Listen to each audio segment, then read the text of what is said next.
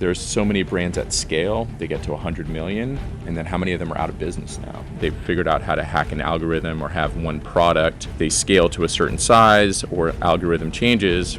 All of a sudden it's paid can either be a force multiplier or it can be completely... What do you think is something that's commonly misunderstood about a company like Adidas externally? I think they assume all those things are just easy.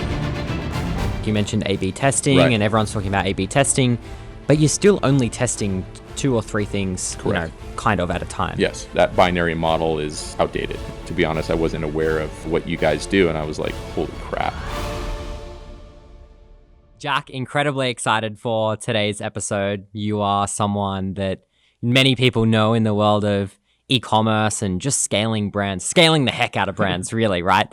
You've had an incredible career at companies like Adidas, now at Blenders Eyewear, which, everyone, of course, knows. Why don't you give everyone just a quick 60 seconds on who you are? Yeah, so first off, thank you for having me. Very kind intro. So I've been, I'm not going to date myself, but I've kind of been in the industry of product, culture, and marketing, and I would say an omni-channel approach for about 27 years. Started my career in CRM consulting, kind of not what I'm doing now, but I had ambitions to be in the entertainment industry. Mm-hmm. So I actually was a screenwriter in college and was like, I'm going to go make the next Good Will Hunting. Let me go make some money. And I went and did CRM consulting, got a nice lesson in what corporate America can look like. And we got acquired and fired within the first year. And then I went to work for Warner Brothers. So was an assistant in television, and then did a lot of like product development, and product in that TV industry is our TV shows. So I was able to work on some pretty amazing shows. And I took my love of sport and sneakers and was able to move over to Adidas, where I kind of rose up through the ranks and became the head of basketball there, and then had a kind of a career. I feel like that's a pretty cool title, right? Everyone wants that title. Yeah, no, it was amazing. I didn't know jobs like that existed, where you could basically say, hey, we should create this type of shoe, work with this type of athlete, and then throw some crazy colors on it and say, hey, here's a Mardi Gras pack.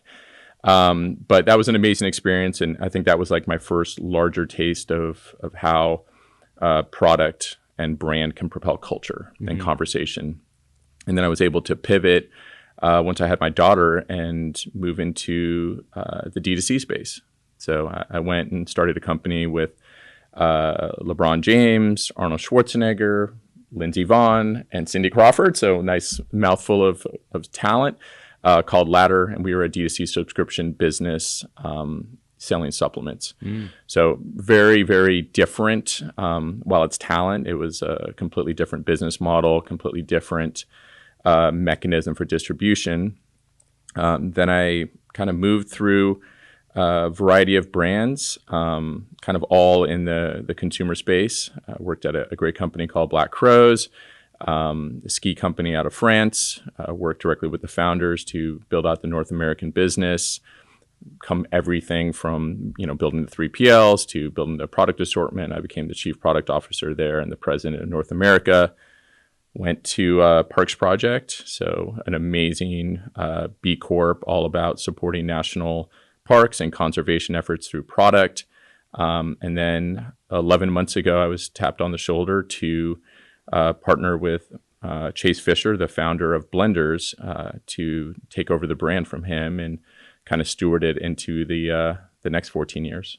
Amazing. It's an incredible brand but equally with so much growth opportunity. Yes. It is seen a spike of growth that is wild, but I can only imagine the opportunity that you feel like is ahead. Looking back on your career before we look forward, right. Looking back, would you say there was a something that you did that you felt was small at the time that ended up being really pivotal in your career? Yeah, I think the discussions around subscription and D2C as a business model with talent, I think that was a really interesting discussion where I think we had it in our head that it was going to be a certain type of business, and simply having one discussion around what we had seen in kind of D2C 1.0, that completely changed the business model for that, and honestly kind of changed my trajectory because I had been very wholesale driven, kind of understanding what that looked like, but not understanding that this whole landscape was going to change and kind of take us to where we are now. And then you spent 13 years at Adidas, right? Yes. Which is pretty crazy. What does it take to be behind a brand that is so large like that, to consistently grow? Well, I guess that would have been the foundation of so many learnings. Yeah, I mean, I think the perspective I have now, having left such a I would say monumental generational brand or multi-generational brand like Adidas, I think I have a very different perspective and appreciation from how big that was to kind of what I'm doing now. You had such infrastructure, such legacy, such of a halo that you could propel culture and conversation forward in the world. And, one of the kind of our missions was like, through the power of sport, we can change lives. And when you have that scale, you can actually do those things, which I think is really interesting. And it does create a little bit of a different dynamic in how you work within a machine like that. How do you really affect change? How do you really drive brand awareness and heat when everyone kind of knows what Adidas does and who they are? So I think it somewhat of an embarrassment of riches when I had a significant marketing working budget that I'm like, wow, that's the size of the revenue of one of my brands. But it was an amazing opportunity, again, to be privy to a global business, understanding all the different markets, working with talent in a very different capacity, having the resources to really, invest in my career development, invest in the teams that we were able to build, and I think ultimately have a legacy that was beyond the product. What do you think is something that's commonly misunderstood about a company like Adidas externally? Particularly to other people that work in D2C or bricks and mortar, or just the world that Adidas operates in is still selling to a consumer. What do you think other people misunderstand? I think they assume awareness, acquisition, all those things are just easy. Right. That you don't have to try. Everyone knows that. And I honestly, I think it's even tougher. The digital kind of rise of D2C completely upended that industry.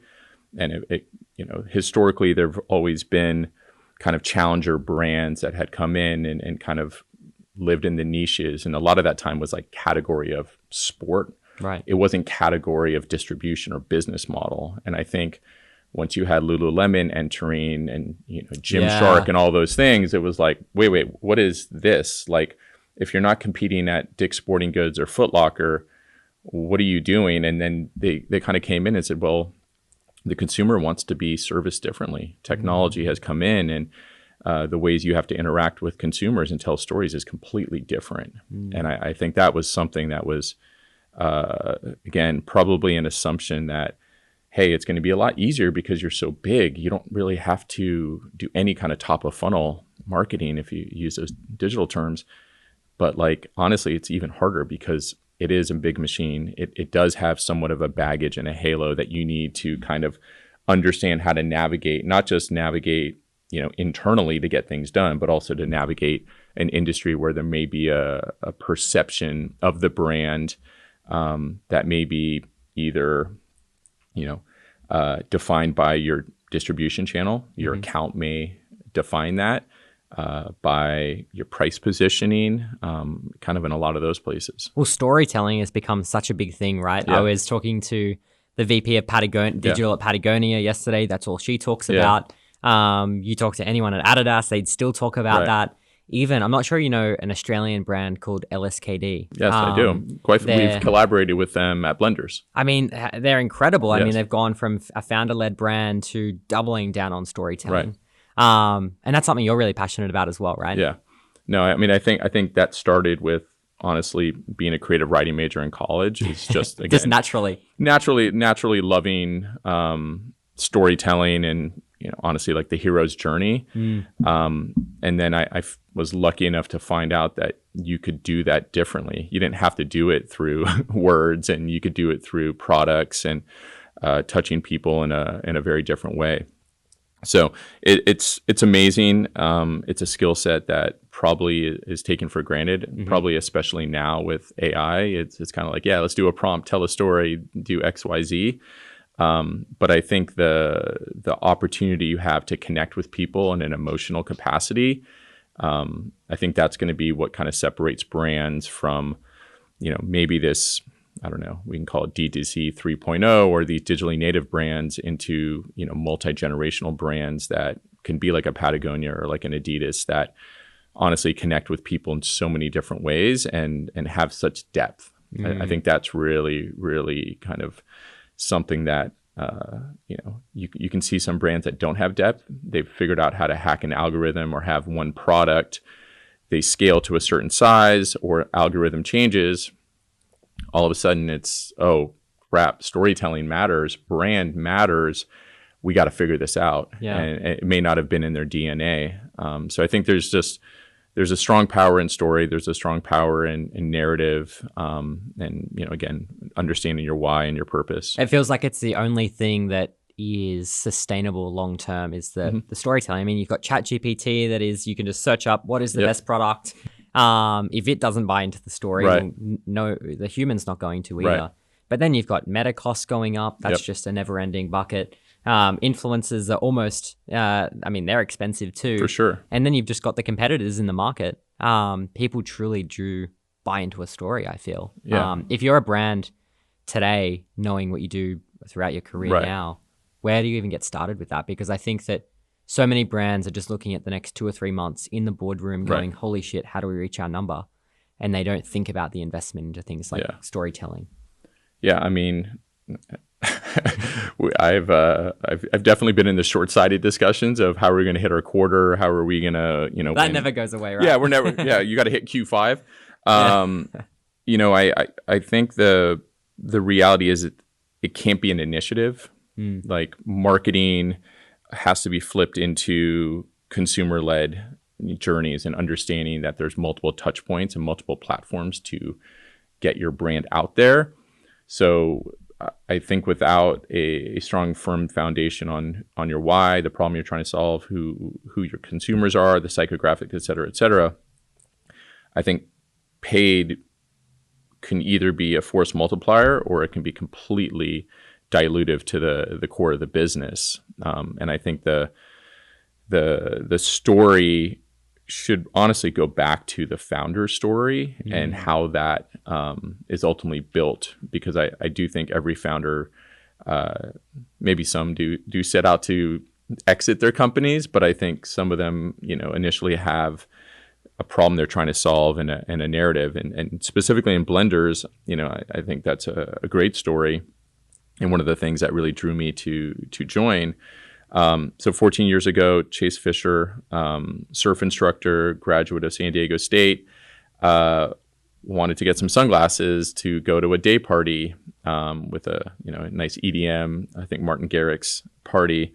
And he's a kind of a broke surf instructor and was like, okay, I can't afford expensive stuff like the Oakleys or Ray-Bans that I want. I can't afford. I'm a surf instructor. And then there's gas station stuff. And he's like, the gas station stuff tends to be bright, but it's like cheap. And I don't know if I want that. And, he kind of went to a Target and there was like nothing in the middle. It was like kind of crap. And then there was like expensive. And he was kind of like, well, I can't afford this. This has the colors, but like it is what it is. And he bought those and he wore them to this club. They were neon green and everyone was flipping out, grabbing him off his face. And like, he felt like, he had made it. End of the night, they were broken. Right. So it was like, well, yeah, I may have paid $10 for these things, but like, I'm going to end up spending $100 because like, they're going to be disposable. So he's like, there's something in the middle. Yep. And I think that problem of there's cheap, there's essentially t-shirts for your face. And then there's these expensive things. There's nothing in the middle that is bold, stylish, affordable, has a little bit of a point of view. And that was a problem he was trying to solve. And I think that story is something that I try to remind everyone at our company of like, yeah, there's trends in all these brands, but like, forget about that. It goes back to the problem that he was trying to solve and that need. And that kind of gives you your identity. That's a very strong narrative and a strong story to tell. And so you've joined the business now as the CEO. Yes. You've been there for a little bit of time now. I've been there 11 months. 11 months. Yes. So coming up to 12. Yeah. That's exciting. Very exciting. Still here. Well, that's a start. Yes. What's been the last 12 months like? What has changed? What have you doubled down on? Yeah. I mean, I think one of the things about our business, again, is we were a first mover in D2C. We were the digitally native brand. Chase's peers were the guy, Jake Hassan from Movement, Pura Vida, Right. Stephen Borelli at Cuts, like that D2C kind of world. These guys understood social. They understood how to connect with consumers in a different way.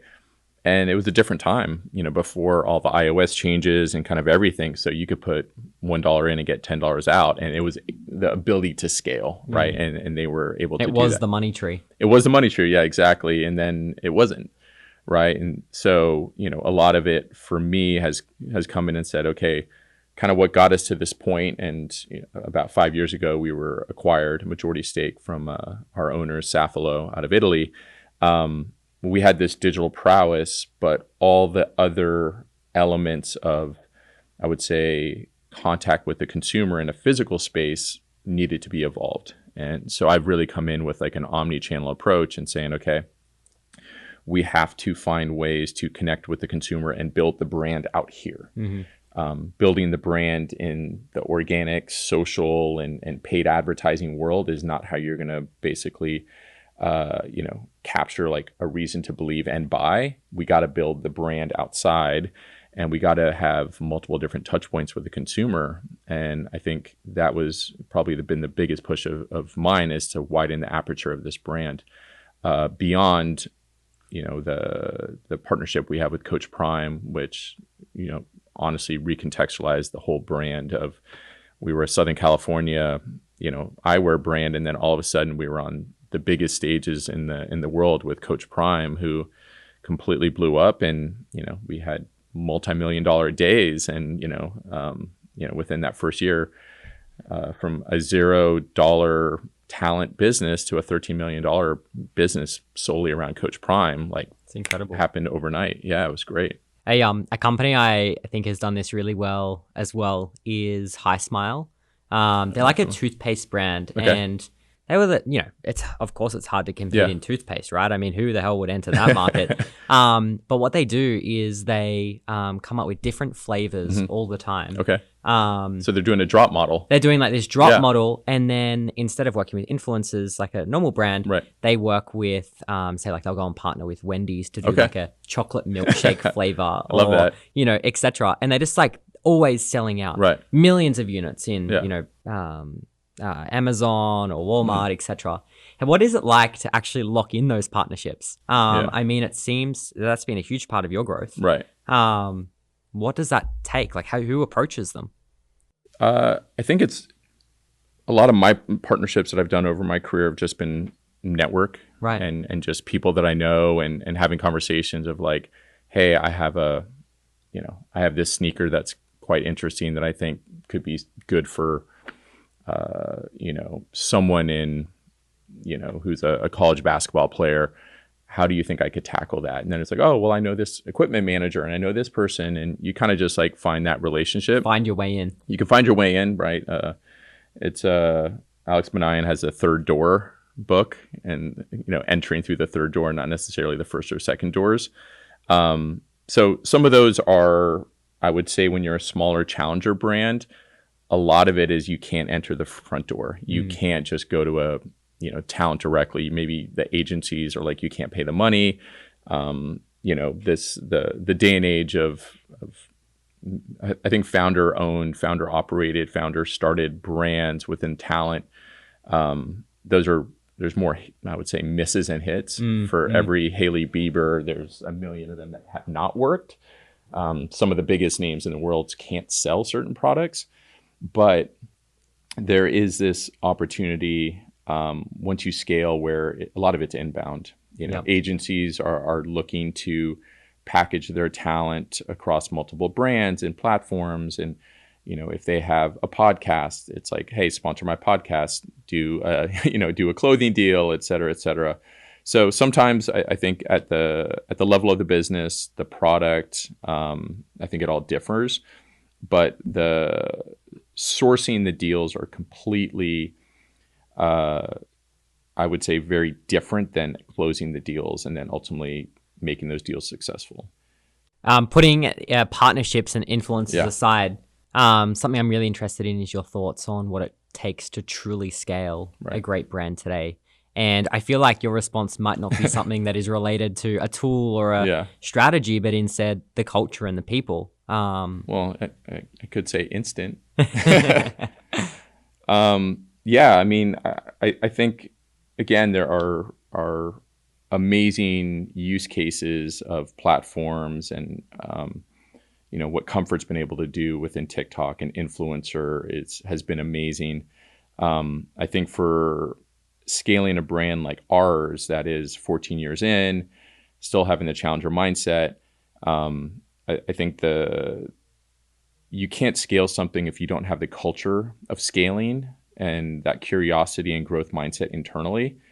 I think that ultimately, if you're a curious culture internally, you're constantly looking to get better, constantly looking outside to see what's next, not just kind of not just doing the work. Because I think sometimes a lot of companies, especially ones that are smaller or don't have as many resources or scrappy, it's like their heads are down just doing the work and they don't have enough time to look up and say, oh, wow, there's this, and this. And a lot of my job is looking at, a horizon of time that's a lot longer to say, okay, I can anticipate what's potentially going to happen and how do I connect the dots between now and then to make sure we navigate the right way. But I would say that a culture of curiosity, a growth mindset, of how every single person can contribute, whether it's customer service to a product line manager to a social manager, how are you of value? And then,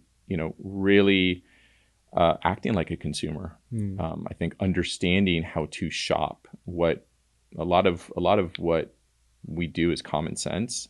How do you connect? How do you purchase? What's that path look like? What are you into? What are people saying? But ultimately, I think some of the scaling thing is luck. Some of it is being at the right place with the right business model when there's an inflection point in a platform digitally. But I think the foundation of scaling has to be the people, has to be the problem you're trying to solve, has to be the product, because there's so many brands at scale. They get to 100 million. And then how many of them are out of business now? It's crazy. I mean, Allbirds is one example. You see these brands and they scale and scale and scale, and then they go public and they open up a ton of stores, and then, unfortunately, it kind of drops off. But I think that growth mindset of like, hey, we're not willing to just basically settle is like the scaling is generational, right? It's not chasing this bottom line or top line right now.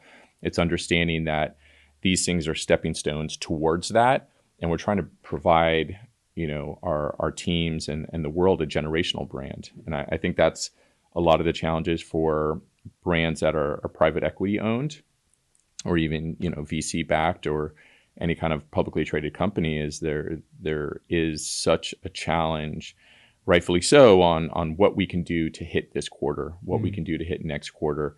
So there always has to be that curiosity to say, hey, like, we have the confidence and clarity in what we're trying to achieve now, but we're also willing to take risks and willing to try some things that we think will pay off a little bit later. Yeah, that's interesting. I think speed always wins, right? Yeah. Something we did recently was we moved away from, obviously you have your annual targets and your quarterly this, and you do all this planning. Right. But we always felt like the team was always just, the first 2 months of every quarter we're slow, and in the last month, holy shit, let's achieve our goal, right? Like that's the classic story. Do the assignment last, right back to high school. Last minute. How have you changed or adapted just like planning internally to make sure that you move quickly? Yeah. I think one of the things that we have, at least at Blenders, is we do have a project manager function. Okay.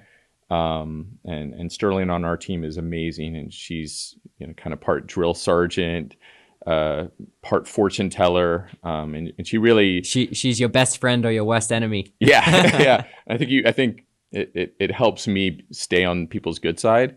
I'm someone that is not honestly great at creating a process. I'm someone that is very appreciative of process, and I genuinely believe, at least in my career, if you have a firm foundation and guardrails, whether you're working with a designer on like a shoe or a pair of sunglasses, like you need a solid brief.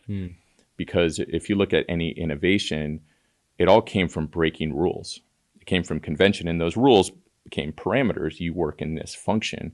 When you don't have those, it's chaos. Yeah. You just don't know what to do. So I think, the project manager function has been really important for us. I think providing those guardrails, providing those dates and gates has kind of allowed us to stay focused, and also just kind of cut out the noise. That's always like the big thing is like, our owners are always talking about simplicity. Yeah. Right. Like stop trying to do 80 different things. Just pick 2 things and do them very, very well. And I think that like clarity and confidence and like, yeah, we don't need to do everything.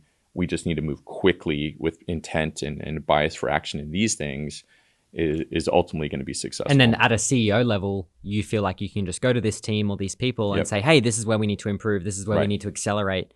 And they're able to go out to the teams and actually implement that. I find it so hard when you've got a million different managers. Yep. And then as the CEO or in the leadership team, you're like, far out, where do we start? Right. I I found that I've done, there's a difference between leadership and management, right? And there's also a difference between, there used to be this, I would say, assumption that you cannot be a leader if you don't manage talent or people. Like if you're not a people manager, you cannot be a vice president. And I actually don't believe in that. I believe that there are people that are individual performers, or there are people that make other people better. And then there are people that their secret power is unlocking talent and guiding them. And I think there's sometimes with the situations you have to adapt and kind of understand. Sometimes you're going to have to lead by example. You're going to have to physically go and show like, okay, here's how you build a brief. Here's how the marketing plan. Or sometimes it's like, hey, think bigger, take bigger risks. And, people are kind of like their perception of bigger or risks are framed by what they know.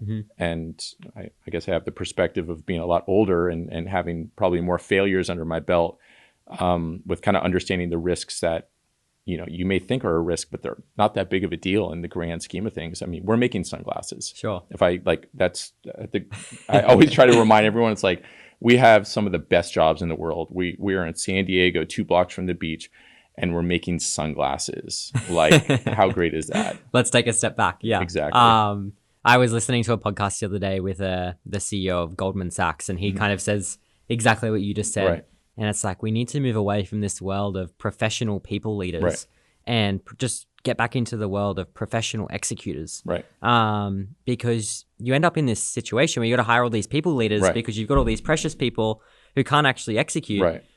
Whereas if everyone is just an executor, you move so much faster. You remove this entire layer of management, middle management. Yeah, and you're seeing that. I know Nike was one of the first, at least, companies that I was aware of that essentially created 2 tracks for people. And there were people that were very much like high performers, executors. And then there were people that were kind of tapped on the shoulder for leadership positions in management. And there was not a ceiling of you cannot get promoted or you cannot get this amount of money or title, et cetera, on either track. Right. And I think that takes a lot of I would say confidence in the people and probably defying normal convention of like, well, no, that's not the way you operate. And I think, I don't know, I think the rules have completely changed with how you lead an organization, how you evolve. Also, a CEO has to develop. Yep. And has to understand, maybe what worked yesterday isn't going to work today or tomorrow, or you have to be willing to take feedback. Sometimes I can be quite difficult. I kind of give everyone the space, and sometimes I, probably a little bit worse in my younger age than now. But just understand you got to give everyone a voice. Yeah. Give everyone a seat at the table. But ultimately, there has to be one key decision maker. Like I'm very big on just the RASI formula within our organization. So people, if you're not familiar with that framework, there are people that are responsible, accountable, consulted, and informed. So understanding, these processes and these roles is critical. And, ultimately, I'm accountable for everything. I may not be responsible for everything because I have leaders within departments that do that. But understanding that position and having that clarity within the organization or within a leadership team does allow you to kind of think a little bit differently and kind of have the expectation both ways of what your role is. It's on the point of top performers. I love Apple. Every year they don't do these huge offsites with their whole team. They got 100,000 people or something, right? But they bring their top 100 performers every year to one conference. And I feel like that is just so cool. Right. It turns competitive to be a top performer rather than just expected because you're the vice president of something. Yeah. And I think that was also, and I'm not sure if they still do this, but that used to be the model at investment banks. Right? Within this first few years, they cut, they cut 90% of the people and kind of keep the 10% and kind of continue to backfill that. So they're a little bit of the survival of the fittest.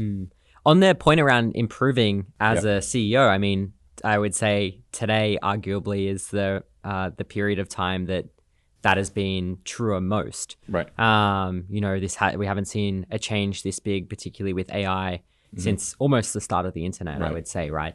And sure, it's the buzzword. Sure, everyone's talking about it. And not too long ago, it was, the hypothetical, oh yeah, it's coming in the future. It's almost here. It's cool. Everyone stopped talking about it. It's a bit cringe, but now it's here, right? For sure. At the CEO level of a brand that is quite large. Actually, you're on the top 400 Shopify brands in the US, which is pretty crazy. How are you thinking about AI today?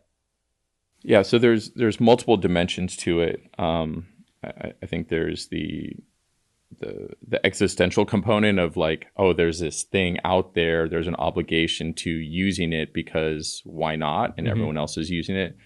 And I think there is pressure on all of us to say, hey, what is this thing? And if we're not using it or learning about it, we're going to get lapped by people. So I think there's constantly this kind of keeping up with the Joneses saying of like, yeah, everyone else is doing it, so we have to do it. And I think people in my position tend to sometimes hear the buzzwords and are like, what do you guys think of this? But I think it has been amazing to see the AI functions that have come into Shopify or what you guys do, and allowing the work to evolve in a way that I think is amazing because you can get more insights. But I would say that a lot of people have, probably the first fear is I'm going to lose my job, outsource it. So I think there are a lot of CEOs or companies that look at it as a subtractive mechanism to drive efficiencies and bottom line and reduce your G&A and say, hey, I don't need 12 engineers or, a copywriter. I can just outsource to, my AI bots, and I can invest in there. I look at it as through the lens of culture and additive. So if it allows me to basically take talent and their strengths and maximize that while basically kind of saying, hey, this portion of the work that, you may not be the best at, let AI do that. And where I'm going to get the exponential power and investment in you is investing in the time to be the best version of yourself and your strengths, and utilizing AI to kind of, I would say, smooth out the weaknesses and provide a foundation so you can focus on those things. It's like the classic quote at the moment that I've heard for the last couple of weeks is that I wouldn't fear AI stealing my job. I would fear someone that is just better at using AI, Yeah. which I think is starting to become true, right? Right. I think it just has the power of enabling people to do their best work, actually. Yeah. They can, they can move quicker, they can collaborate faster Right. because they can bring ideas to the table. And I use it honestly every single day Yeah. in personal and professional life. And I think sometimes one cool function, I like to have conversations with it in terms of speak to me as if you're Steve Jobs and I'm pitching my idea to you. Right. And just That's a cool idea. having these role playing things. And I'm like, oh man, I'm too complicated. I need to reduce. A lot of times I tend to be somewhat of an abstract, what they call beautiful mind thinker, where like on a whiteboard, there's like a million different things. And then it's like, I just need to make this, I understand it. I know how to connect the dots, but it's not as simple for other people. So I can even take a picture of that and then basically work through prompts and say, hey, put it in the simplistic terms. Or, I've even kind of gone to those functions and said, hey, reduce it down and explain it as if you're talking to a fifth grader. Really, yeah. And then it's like, oh, okay. Explain it to as if I'm your mom. Yeah, exactly. I would say that over the last kind of few months, there's been huge advancements from an AI perspective in e-commerce when it comes to things like chatbots, for example, For sure.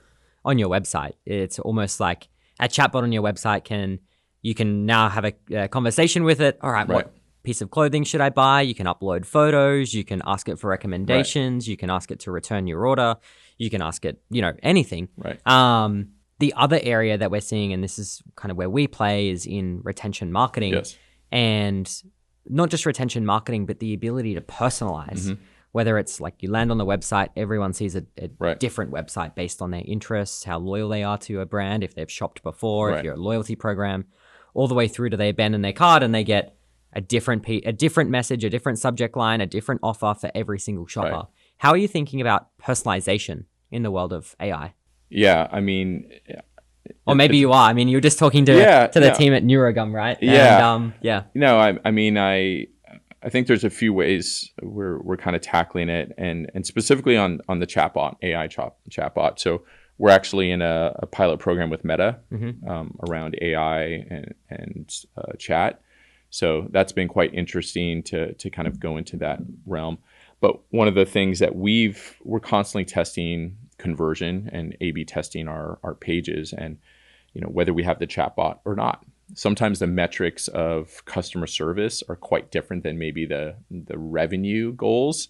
Okay. So it's like they want you to interact with the chatbot. They want that purchase and conversion. Whereas, if you talk to my head of ecom, Moses, he's like, no, I just want shortest amount of time, straight to cart, and do other things. But one of the things that we have been testing in discussions, and one of the things that I think Faraday does quite well is they intuitively utilize their chatbot based on behavior. So if you're scrolling down, the chatbot disappears because the thought process is, I'm just trying to kind of shop there. I'm not going into that next step of consideration. So if you scroll back up, it appears. You go to a PDP, same thing, it appears. And then it's really more like a human-centric model, which I find interesting. So we've been testing that and really trying to see the behavior behind interaction with AI and chatbots.